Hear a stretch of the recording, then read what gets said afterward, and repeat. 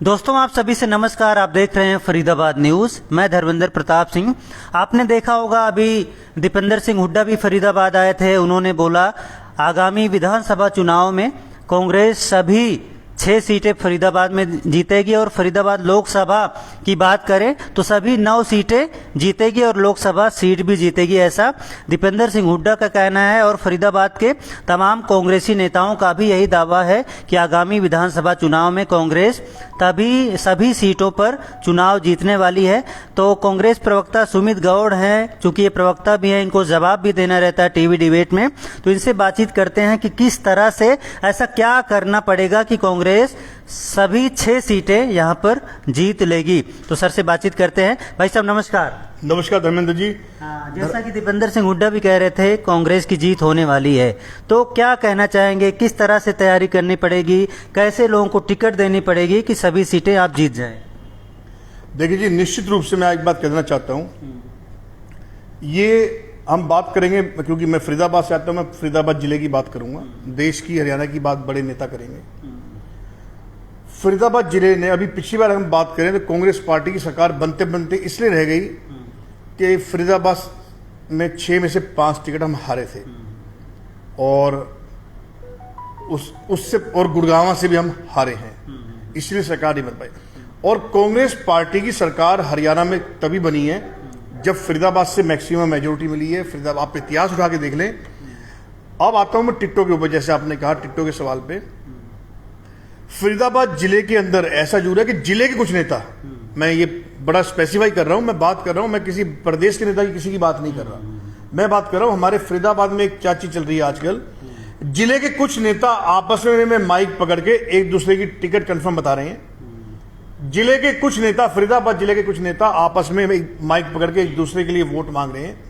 लेकिन मैं साफ तौर पर बता देना चाहता हूं, ये कांग्रेस पार्टी की टिकट है, कोई पीवीआर की किसी मूवी की टिकट नहीं है जो ऐसे टिकट बढ़ जाती है। तो आपके माध्यम से धर्मेंद्र जी बता देना चाहता हूं कि कांग्रेस पार्टी की टिकट पहले भी सर्वे के आधार पर बटी है और अब की बार तो सर्वे और के जो मापदंड है और ज्यादा स्ट्रिक्ट कर दिए गए हैं। उदयपुर में चिंतन शिविर हुआ था अभी हाल ही में, जिसमें जो नियम बनाए गए, मैं नियम बताता हूं क्या नियम है जो आपके माध्यम से फरीदाबाद जिले की भोली जनता को पता होना चाहिए। कांग्रेस पार्टी ने पिछले जो पहले जो 4-5 राज्यों के चुनाव हुए, जिसमें यूपी था, 4-5 राज्यों 600 से ऊपर टिकट कांग्रेस ने अपने उम्मीदवारों को बांटी है 5 राज्यों में। एक भी टिकट उस व्यक्ति को नहीं दी या उसके परिवार में नहीं दी जो व्यक्ति लगातार 2 चुनाव हारा हो और कभी एक बार भी विधायक नहीं बना हो। तो ये क्लैरिटी दे दूं। तो सर्वे अजूर होंगे। सर्वे कब होते हैं? सर्वे होते हैं चुनावों से 3-4 महीने पहले। उसमें क्या आता है, तो सर्वे के 3 आधार हैं फरीदाबाद में, और जगह 2 आधार होते हैं, फरीदाबाद में होंगे 3 आधार। पहला आधार ये होता है कि किसकी जमीन से आवाज आ रही है, कौन जमीनी कार्य करता है, किसने जनता के सुख दुख के लिए आवाज उठाई है, किसने कांग्रेस पार्टी की मजबूताई के लिए कार्य किए हैं, पहला। नंबर दूसरा सर्वे, कौन सा व्यक्ति जीता है, जीत सकता है या लगातार 2 बार नहीं हारा है। ये कांग्रेस का प्रायोरिटी बेस्ड सिस्टम। तो लगातार जो व्यक्ति 2 चुनाव हारा है उसको या उसके परिवार को टिकट नहीं मिलेगी, दावे से कह रहा हूं। और तीसरा सबसे अहम मुद्दा जो खासतौर से फरीदाबाद में लागू हो चुका है और जिन नेताओं ने लागू नहीं भी किया होगा वहां लागू हम करवाएंगे। जब हम सरकार से लड़ सकते हैं, बीजेपी जो शासक सरकार है, तो हम अपने कांग्रेस के पार्टी के प्रदेश के और देश के नेताओं से भी अपनी गुहार लगा सकते हैं कि जो व्यक्ति, जो नेता 28 सेक्टर गिरवी रखे हैं, 28 सेक्टर से मेरा मतलब आप समझ गए होंगे, वो किशन पाल गुर्जर केंद्रीय मंत्री है जो बीजेपी के, हर पार्टी कांग्रेस का, इनेलो, जेजेपी, हर एक के नेता ऐसे होते हैं। कुछ नेता ऐसे होते हैं 1-2 पार्टी में जो विभीषण होते हैं, जो अपनी पार्टी अपने केवल अपने प्रॉपर्टी के धंधे, अपने 2 नंबर के धंधे चलाने के लिए अपने आप को रूलिंग पार्टी में गिरवी रख देते हैं।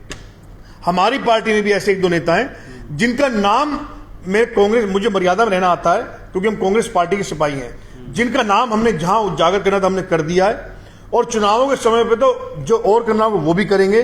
जो केंद्रीय मंत्री के पास गिरवी रखे हैं, जो उनके पहले से पार्टनर थे या जो नए नए उनके पार्टनर बने हैं, उनकी तो किसी हालत में टिकट नहीं होगी, क्योंकि हमारे प्रदेश के नेताओं को भी पता है, कांग्रेस पार्टी ने इतिहास रचा था देश में, प्रदेश में लगातार 2005 से 14 तक राज किया था।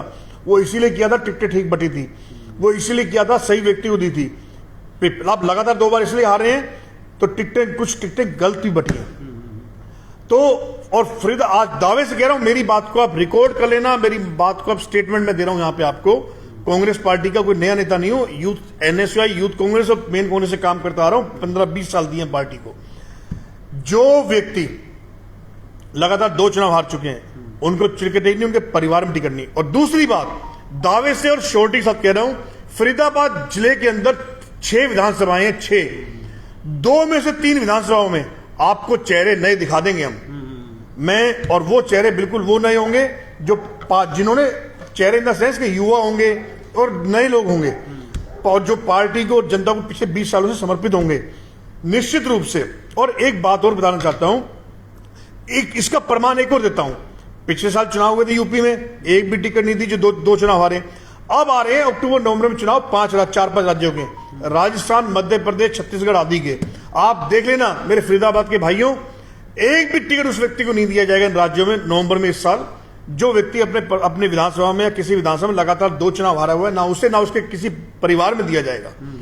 तो जबकि हरियाणा के चुनाव तो अगले साल हैं, तो इस चीज को मैं आपको क्लियरली दे देता हूं। अगर कोई नेता 2 विधानसभा चुनाव में एक बार हारा हो तो क्या उसको तो मिल जाएगी फिर? तो नहीं, मैं किसी व्यक्ति विशेष का नाम ही नहीं लेना पसंद करता, लेकिन यस, अगर किसी व्यक्ति, वो तो केस ही अलग है, अगर कोई व्यक्ति एक ही जिले में 2 विधानसभा से हार लिया लगातार, वो तो कहीं क्राइटेरिया में नहीं बैठेगा।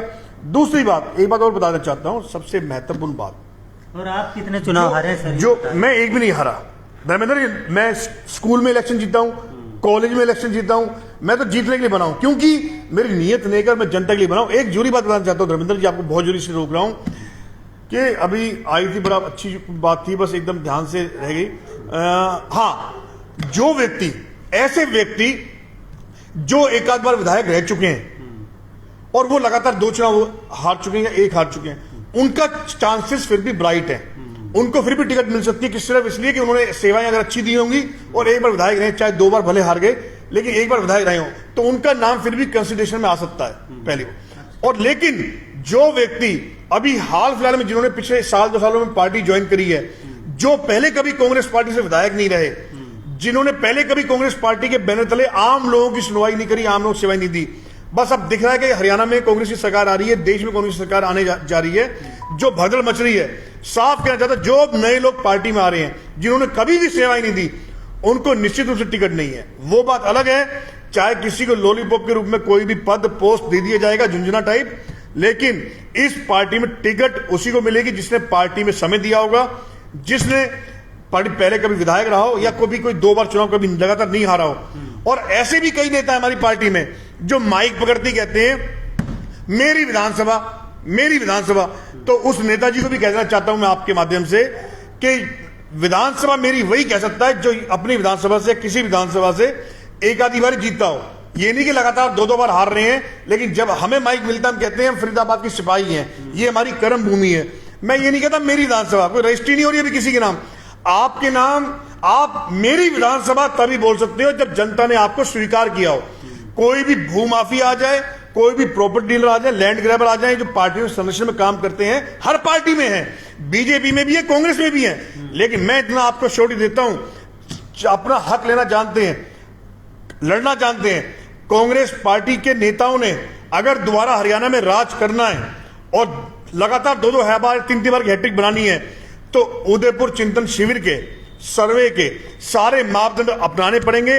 अगर थोड़ी सी भी चूक करी तो ये फरीदाबाद वो है जो पहले 2 बार लिटा चुका है, तिबारा भी कर सकता है। तो इसलिए साफ कह रहा हूं, नेताओं को समझ आ गई है, हमारे हरियाणा के जितने भी वरिष्ठ नेता हैं, मैं किसी का नाम नहीं लूंगा, हमारे देश के जितने भी नेता, सबको पता है अगर हरियाणा में सरकार बनानी है तो उसके 2 ही फॉर्मूले हैं, एक तो फरीदाबाद और गुड़गांव में सर्वे करा के फ्रेश चेहरे उतारे जाएं, और दूसरा सबसे बड़ी जरूरी बात जो हम स्वीकार करते हैं कि पंजाबी समाज, जो बड़ा एक हरियाणा के मानचित्र में बड़ा एक वर्चस्व है जिनका, और मुख्यमंत्री पंजाबी समाज से, हालांकि आज पंजाबी समाज खुद अपने मुख्यमंत्री से नाराज है, तो पंजाबी समाज को पिछले चुनावों में हम लोग गुड़गांव से प्रतिनिधि नहीं दे पाए, फरीदाबाद से नहीं दे पाए, तो मैं तो ये भी मांग करूंगा कि पंजाबी समाज, हालांकि मैं ब्राह्मण समाज से आता हूं, परशुराम हूं, फरसाधारी हूं, लेकिन मैं हर समाज की बात करता हूं, हर वर्ग की बात करता हूं, हर लोग। और आपको पता है इस शहर में नाव भी मैंने चलाई, इस कूड़े के ढेर में मैं बैठा, दूरबीन से मैंने नेता ढूंढे, विकास के ढूंढे, जनता को समर्पित हूं 24/7। तो अपनी पार्टी से मांग जो करूंगा, तो कम से कम जैसे गुड़गांव से पहले धर्मवीर गाबा जी विधायक थे, अब वो नहीं रहे, स्वर्गीय श्री, तो कम से कम गुड़गांव से मेयर प्रत्याशी पंजाबी होना चाहिए, और फरीदाबाद से मेयर प्रत्याशी पंजाबी होना चाहिए फरीदाबाद से, और गुड़गांव से विधानसभा टिकट किसी भी विधानसभा से पंजाबी को दी जाए। और क्योंकि आज पंजाबी समाज फिर से एक बार कांग्रेस पार्टी की तरफ टकटकी लगाए देख रहा है, वो सिर्फ एक प्यार चाहता है, एक भरोसा चाहता है और वापस आने को तैयार है। तो मैं धर्मेंद्र जी इसी बात के साथ अब अपनी बात को, अपनी वाणी को विराम देता हूं, साथ ही कहता हूं चुनाव लड़ेंगे कि नहीं, ये बताइए। धर्मेंद्र जी, मुझे मेरे कार्यों को देखते हुए अभी मैं आपको साफ कहना चाहता हूं, जो मेरे सब नेता मुझे नोटिस भी कर रहे हैं कि मैंने पूरी तरह जनता को समर्पित हूं, चिल्लाता रहता हूं, लड़ता रहता हूं, बीजेपी से लड़ रहा हूं, हर तरह अधिकारियों से लड़ रहा हूं। मुझे आशीर्वाद अपने प्रदेश के नेताओं का, देश के नेताओं का। निश्चित रूप से मैं भरोसे से कह रहा हूं, घमंड से नहीं, भरोसे से कह रहा हूं, क्योंकि मुझे मेरा परिवार राजनीतिक परिवार है। मेरे नाना जी 4-5 बार सांसद रहे हैं, हरियाणा पंजाब सरकार में मंत्री रहे हैं, मेरे मामा स्पीकर रहे हैं विधानसभा के, मेरे फादर साहब ने चुनाव लड़ा कांग्रेस पार्टी की टिकट से पलवल से, जब इन 2000 हम रहते फरीदाबाद थे, टिकट हमने फरीदाबाद से मांगा था बल्लभगढ़ से। तो हम उस परिवार से आते हैं जिन्हें लोग एक बार बना के बार बार बनाते हैं। तो मैं बता देना चाहता हूं कि क्योंकि हम लोग, हमारा हर एक का कोई ध्येय होता है, कोई पैसे के लिए आया, कोई नेम फेम के लिए आया, कोई सेवा के लिए आया है।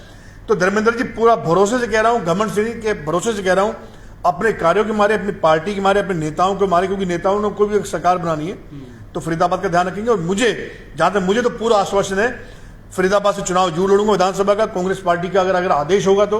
और आदेश, आशीर्वाद, आश्वासन सब मुझे एक तरह से मिल चुका है, और जनता के लिए कोई कसर नहीं छोड़ूंगा। जय हिंद, जय कांग्रेस, जय फरीदाबाद। ठीक है दोस्तों, फरीदाबाद न्यूज से धर्मेंद्र प्रताप सिंह, नमस्कार।